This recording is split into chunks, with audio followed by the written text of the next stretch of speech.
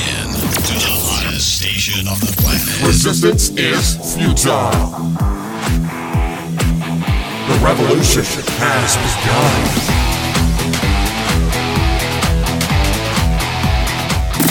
You're listening to Rebelpreneur Radio, helping you break the rules and build the business you need for the life you want. And now, broadcasting his pirate signal from somewhere beyond the status quo, here's your host, best-selling author, marketing and media strategist, Ralph Brogden. Hello and welcome to another episode of Rebelpreneur Radio, the show that helps you build the business you need so you can live the life you want. I'm Ralph Brogden. So let me ask you a question. Is your business a real business or is it just a hobby? And how do you know the difference? Well, for me, if you're going to have a real business, you need two things. You need a steady, predictable source of getting leads, and you need a way to convert those leads into paying clients or customers. My guest today is a sales expert, and he's going to help you with those things. He's going to talk about how you can get this dialed in for your business. Joining me is Jim Padilla. He is the founder of Gain the Edge. Jim is known in the personal development and business coaching world as the go-to guy for all things sales. Jim is a master collaborator whose purpose is to help entrepreneurs leverage the power of collaboration to scale their business so they can impact the world the way they intended. So that is right up my alley. Jim Padilla, welcome to Rebelpreneur Radio. Hey, Ralph. Thanks for having me on. Super excited. Yeah, it's really awesome to have you and really dig into this sales thing. Now, you are known for instilling into your sales team. It's not what you say, it's who you are being when you say it. So tell us what that means in the context of sales. Well, the short version of that is simply, you can say anything you want to people, but if you're not coming from the right perspective, from the right place, it's all just words and it doesn't matter. And far too often, people are so focused on, what do I need to say? What do I need to say to get people to buy from me? And I believe it's more about who do you need to be? Who do you need to be to get people to want to buy from you? And so we really focus a lot of our sales mentorship and energy on who are you being in the process that will lead somebody to take a great action towards their own best interest. Wow, that's really cool. And that's a huge paradigm shift from the way sales is usually conducted. It's all about the close and, what do I say? And he says this, I'm going to say this. He does that, I'm going to do that. And so you're focused more on who you're being in the moment as opposed to what you're saying. You have worked with some really big name business and internet marketing people who are operating on a massive scale, people who are operating at the 7-figure level. How did you get started in this? And tell us the story of what got you interested in sales. Well, it's interesting because I'll go back into my upbringing for a minute because it's relevant. I grew up in a very abusive environment. I was born to a 16-year-old mother who, quite honestly, just didn't know what she was doing. And, she was in a bad situation. And she responded with anger, fear, and rage. And so I grew up getting the snot beat out of me all the time. And as a kid, you're wondering, what did you do to earn this? And so I spent most of my time, even as a little kid, trying to figure out how to control the environment, influence the environment so that my mom wouldn't feel angry and want to hurt me, even though that wasn't the logic. That's how I saw it at 6 or 8 years old. And things it got a little bit wild from there. And I was in foster care at 13. I was on the streets at 16 and in jail at 19. And as you can imagine, that first 20 years of my life, I was in a high tense situation. And most of the time, I was spending all of my waking moments figuring out how to influence those around me to feel safe enough to trust me. And that was for survival. It wasn't to make any money. It was like, this is how I lived. And, years later, of course, I make, fortunate and blessed enough to make a lot of money teaching other people how to make sales through influencing other people to feel safe enough to trust you and want to buy from you. And so that's how, I moved. That's how I've always done sales. I've always had that skill set. The difference was because the way I grew up, I was really in a self-protection environment. I learned to sell primarily for my own benefit, not for the benefit of others. And so I burned through a lot of businesses, a lot of relationships, simply because I was in this to protect me. So I was willing to do whatever I had to do to make money. And then in 2008, in the bubble of the real estate market, when I was in mortgage, I made a lot of money by screwing people over, and it came back to roost when I ran into a former client who had her mother living. It was in her car, and she saw me at the gas station, and she called me a crook and a thief and said I deserve whatever I get because her mother was now living in the car that she was pointing across the parking lot. Wow. And I was devastated because that was never my intention. And I decided right in that moment that I needed to change what I was doing. And I need to start figuring out how to use my powers for good, so to speak. And how do I sell in a way that actually benefits them instead of just me? Wow. What a transformation. What a transformation from the self-centered approach to the people-centered approach. You have worked with dozens of entrepreneurs to help them launch their enterprises, to drive their sales. You have actually shared the stage with my mentor, Jay Abraham, as well as Les Brown and other people that I'm sure people would recognize that have been in this space. Tell us a little bit more now about how you took those experiences and how you use all of that to help the people that you help. Who do you work with, and what do you do for them? Well, our core benefit to bring to the market is if you're in a place where you've got a decent handle on generating leads, you just don't either have the time or the talent or the team to be able to convert those leads into paying clients. That's where we get inserted. We're not a marketing agency. We don't spend our time helping you generate leads, although we're good at it. Our core deliverable is taking those leads and converting them into paid clients. So it's whether you're outsourcing those to our company and our team of 120 amazing, skilled virtual sales reps, or we just teaching you our system and our process so that you can lead your own team and or do your own sales. And we have a program that we've actually just recently retitled Sales Unscripted. And the reason for that is because I'm trying to go the opposite approach. I'm breaking that paradigm. It's not about how powerfully you master your script. It's about how well you can be connected to the environment and then the script will fall into place. The script will show up and materialize when you're being the right person.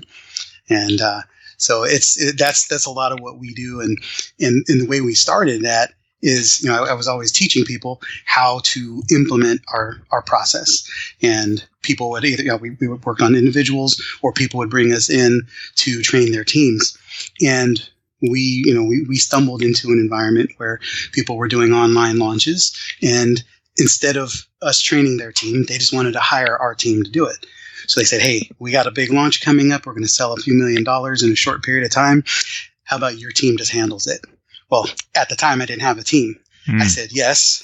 I had no system, no process, and no team. I called a bunch of clients and friends and said, hey, let's do a bunch of sales in the next few weeks and make a bunch of money. Kind of like the Bill Gates approach. Okay, can you write software to run this IBM computer?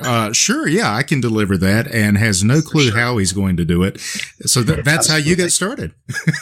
That was it. And, 30 days later, we had a $1.6 million launch. It was a train wreck. Nobody knew what they were doing, including the client. And everybody was thrilled and over the moon because we all made a bunch of money and a niche was born. All of a sudden, people started calling us and we started getting hired. And now we're the go-to source in the industry for sales support, outsourced sales support for launches and live events. And anytime you're going to be looking at scaling your business, rather than, unless you are the person who wants to hire and train and run your own salespeople.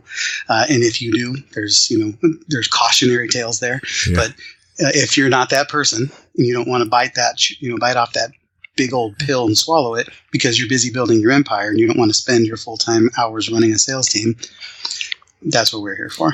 That is awesome. And I'll tell you what, I'm going to have you in my Rolodex because I can see you meeting a lot of needs for a lot of people where sales is not necessarily their forte. It's not their skill set, or maybe it's just not. And it just doesn't make business sense for them to handle all the sales. But let me make sure I understood you correctly. You have 120 salespeople on your team that you are managing and training and supervising. Did I hear you correctly? Correct. We have a core group of people that are full-time. This is all they do. And then we have an expandable network of people who come and go based on our need. So if we have 5 launches to do this month, we bring in some of the other people, and otherwise they're off running their own businesses, but they jump into ours as seasons come and go. Yeah, that's really amazing. And you're not playing around. This isn't just a hypothetical thing. You've actually got 120 people that is making things happen, which is pretty awesome, pretty incredible. So it could be that for a lot of our listeners, they're entrepreneurs, they're still trying to wrap their brains around how to do those two things that every business needs to do. They're still trying to learn how to get the leads sourced, how to get their marketing message. And that's really, as a marketing strategist, where I come in is mastering your message and being able to attract the leads that you need. And then your expertise is converting those leads into paying clients or customers once you get them. But everybody's not ready to outsource that. So, when you're working with people and you're trying to train them into this approach, which is quite different from the typical sales approach, what's the most common problem you see with the people that you're working with when they're struggling with sales? Often it's that the primary focus isn't in the sales process. Most of the time, you're trying to do sales as a component of everything you're doing. And I believe if you're in a place where you're building your business, unless you're at a position where you have a full context of clients, you have a full Rolodex, you have a full program, and you can handle delivery and fulfillment, you need to be spending your full-time job in the sales conversation. And then if you don't have sales conversations, your full-time job is to find sales conversations, and nothing else matters. If you I don't care what it is in life, whether it's, I've just recently gone through some health transitions, I'm just trying to take care of myself in ways that I have not. And so I've recently started working out at a UFC gym, getting some tactics in fighting game, and I'm trying to change my health. Well, because I'm actually focusing on it, even though I'm not a health expert in any way, I am 10 times more deliberate in my results because it's actually an area of focus. And then, of course, the more I do it, the better I'm going to get at it. And I've got great mentorship. Same thing with sales. It is a taught skill. It is not something anybody's born with. And if you are focused on it, instead of being afraid of it and running away from it, being focused on it, you will automatically get better at it because you're eliminating other distractions. You're finding ways to do it better. And if you're smart enough to work with a mentor who can get you there, you're going to get accelerated success, at least to the point where you can be proficient.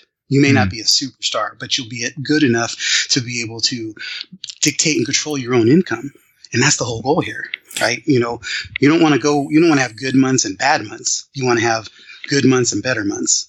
Absolutely. So what you're saying is that people are not born salespeople. There's no such thing as a born salesman or a born salesperson or a born saleswoman, but that these are skills that anybody can learn. And so there's hope for everybody who's listening, and they're saying, but I'm not a salesperson and I'm not a born salesperson. You're saying anyone can learn these skills. What can someone begin to do right now? And you mentioned one thing is focus, but if we really focus on it, what can someone begin to do right now to start to see some immediate improvement in their ability to have a sales conversation that doesn't make them feel uncomfortable and make the prospect scared of the process?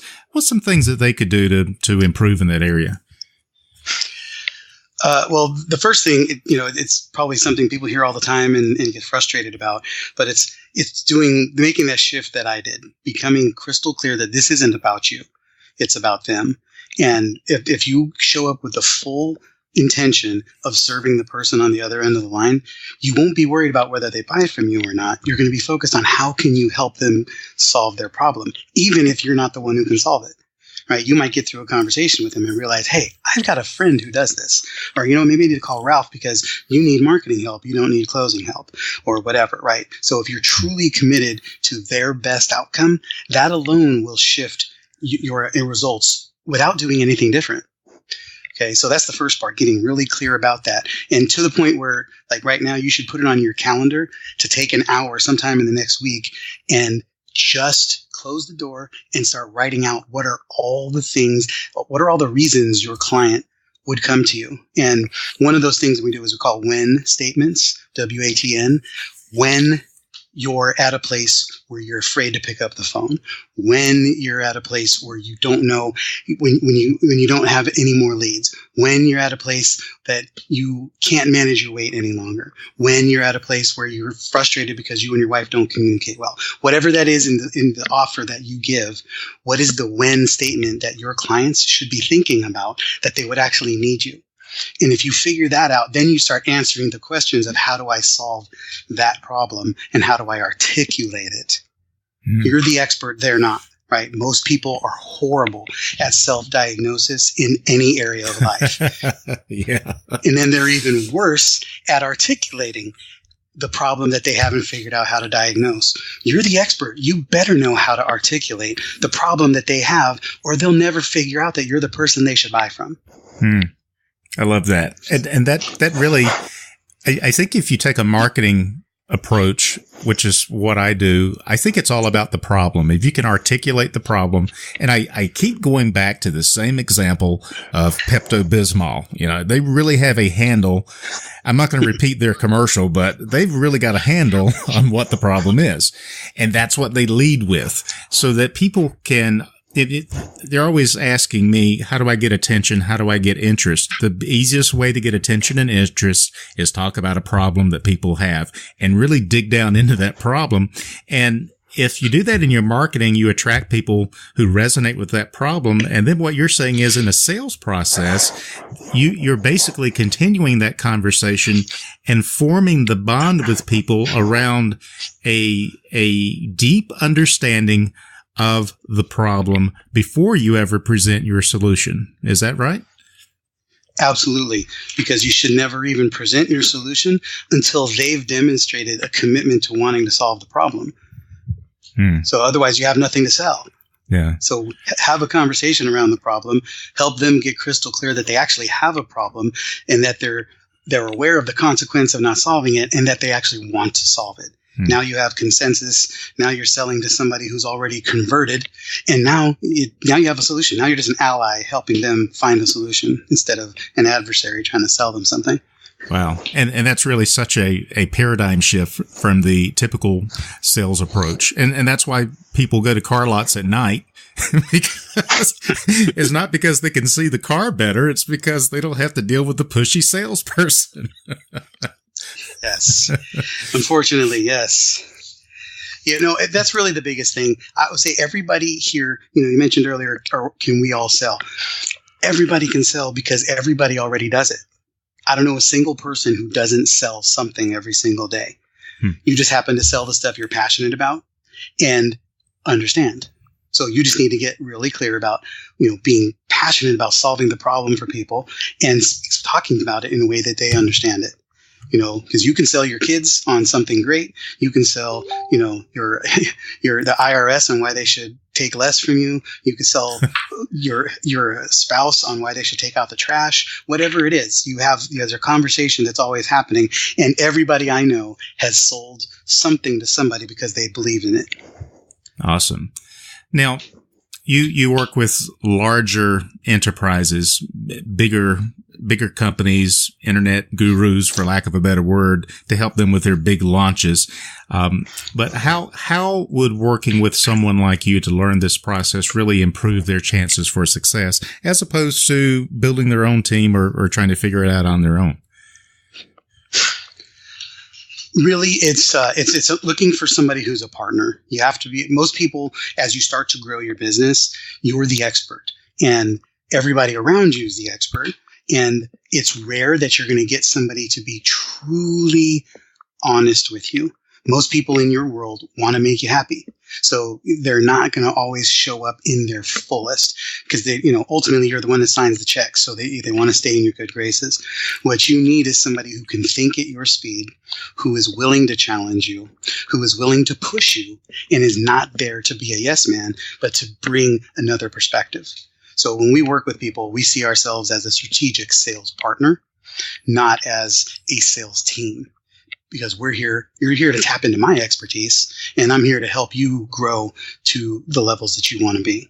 So people rely on our expertise, and they count on me to tell them the truth, even if it's not what they want to hear. And that's what's really important. So whether you're doing it external, outsourcing, or if you just want to keep it in-house, because there's nothing wrong with that. There are plenty of people who do.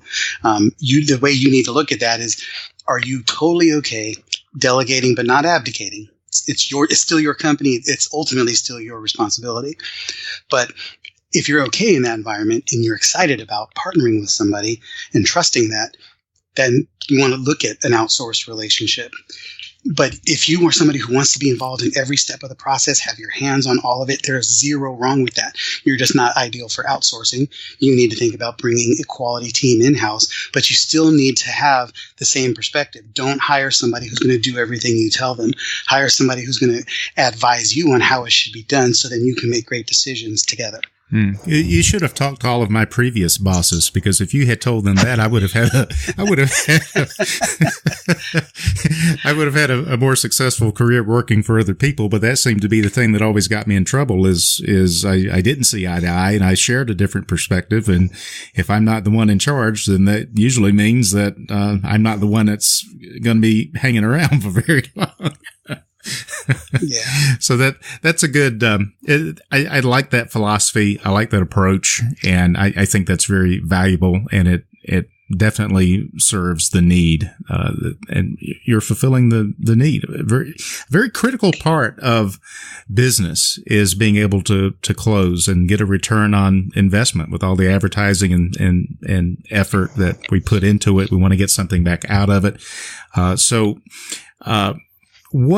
Do you have any resources or anything you'd like to share with our listeners that might get them going in the right direction in terms of really getting control of their sales and helping them to dial this in for their business? I do. I have. We've recently started a membership group, and the reason we put it together is because I talk to a lot of people who I can't help. They're not ready to invest at our level, or they're just not far enough in their business to do something that we can help them with. But I still want to help everybody. And instead of sending 70% of the people I talk to out the exit door, we came up with a way to help people get some drop-in coaching help. And so we've got a membership group and Facebook group where you can just chime in if you have a question. Hey, here's something I'm thinking about for my offer, or here's a strategy I'm thinking about for a webinar. We can answer it. Me and my team will answer it in videos, or we'll engage you in the group, or other amazing entrepreneurs are also in that group. And this also gives you just a teeny taste of what it could be like to work with us, but for pennies. So it's a membership group for drop-in coaching, and we're giving you a $1 first month. And then it flips to a $47 a month membership, and it's super simple. And the opportunity here is if you go to gaintheedgenow.com, Gain the Edge Now. It's GAINTHEEDGE. Gain the Edge, 3 words all together. gaintheedgenow.com/influence lab, influence-lab.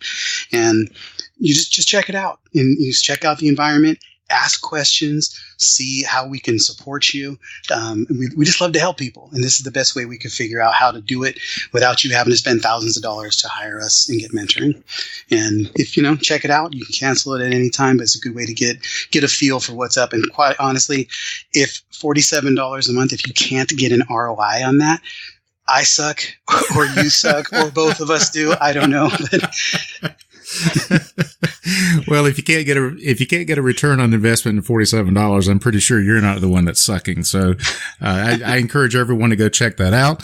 And let me make sure I've got the website address correctly. It's gaintheedgenow.com/influence-lab. Correct. Awesome. Correct. Come and check us out. I'd love to see you in there with any way that we can help you. It's fantastic. Well, that's awesome. This has been really motivational and educational, and it really helps me as a marketing strategist to think all the way down to the level of the tactical sales, the phone call, the inbound or outbound, or the conversation, the relationship that has to happen for all of that marketing to work. So this has been really good. Do you have any final thoughts or words of wisdom that you'd like to share with us as we close? Yeah, I just want to close the loop and bring it back around. Remember, who you're being is far more important than what you're saying. And you cannot say the wrong thing to the right person if you're being the right person. And just go out and change people's lives. Just trust yourself to say the right thing and be in that place of service, and problems will start solving themselves. Well, I like that philosophy. I have been speaking with Jim Padilla. He is the founder of Gain the Edge. He is known as the go-to guy for all things having to do with sales. You can find out more about Jim at gaintheedgenow.com. Jim, thank you so much for being on Rebelpreneur Radio today. I really appreciate it. Yeah, definitely. Thanks a lot for having me on, Ralph.